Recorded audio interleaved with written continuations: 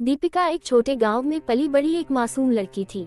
उसने हमेशा अपने माता पिता से सुना था कि उसे शिक्षा प्राप्त करनी चाहिए, समाज में एक अच्छा स्थान बनाना चाहिए और शादी के बाद भी अपना व्यक्तित्व बनाए रखना चाहिए। लेकिन जब दीपिका की शादी की बात आई तो उसके माता पिता की सोच बदल गई। उसके होने वाले ससुराल वालों ने दहेज की भारी मांग की थी।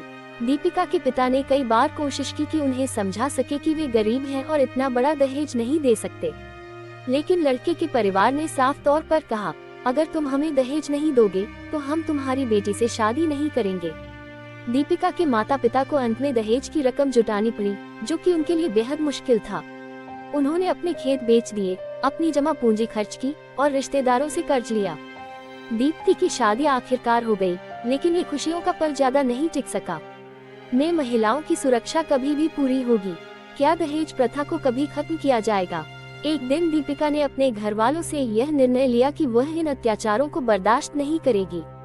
उसने पुलिस स्टेशन में जाकर दहेज के खिलाफ शिकायत दर्ज कराई, लेकिन पुलिस अधिकारियों ने उसे सही तरीके से सुना नहीं और उसे यह कहकर लौटा दिया कि यह एक पारिवारिक मामला है, इसमें पुलिस क्यों हस्तक्षेप करे। यहाँ पर दीपिका को समझ में आया कि समाज और कानून में इतनी खामियां हैं। वह अकेले इस व्यवस्था को बदलने के लिए कुछ नहीं कर सकती थी, लेकिन उसने ठान लिया कि अब वह अपनी आवाज उठाएगी। उसने कई महिला संगठन और समाज सेवियों से मदद ली। धीरे धीरे उसकी कहानी सुर्खियां बन गई और उसकी लड़ाई ने अन्य महिलाओं को भी प्रेरित किया। दीपिका ने अपने गांव और आसपास के इलाकों में महिलाओं के अधिकारों के लिए जागरूकता फैलाना शुरू किया। उसने दहेज प्रथा के खिलाफ कई कार्यक्रम और सेमिनार आयोजित किए, जहां महिलाओं को उनके अधिकारों के बारे में बताया।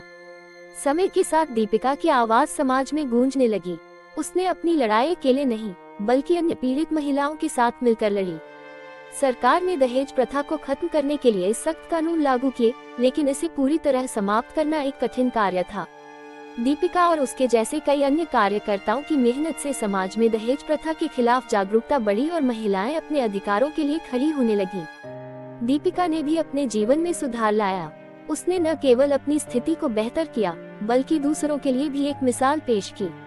उसने ये समझा कि महिला सुरक्षा और दहेज प्रथा के खिलाफ संघर्ष एक अंतहीन यात्रा हो सकती है, लेकिन अगर हम हर कदम पर इसके खिलाफ आवाज उठाएंगे तो हम समाज को बदल सकते हैं। ये कहानी बताती है कि दहेज प्रथा और महिला सुरक्षा का मुद्दा केवल एक व्यक्तिगत संघर्ष नहीं है, बल्कि ये समाज और कानून की एक बड़ी जिम्मेदारी है। जब तक महिलाएं अपने अधिकारों के लिए खड़ी नहीं होंगी और समाज का समर्थन नहीं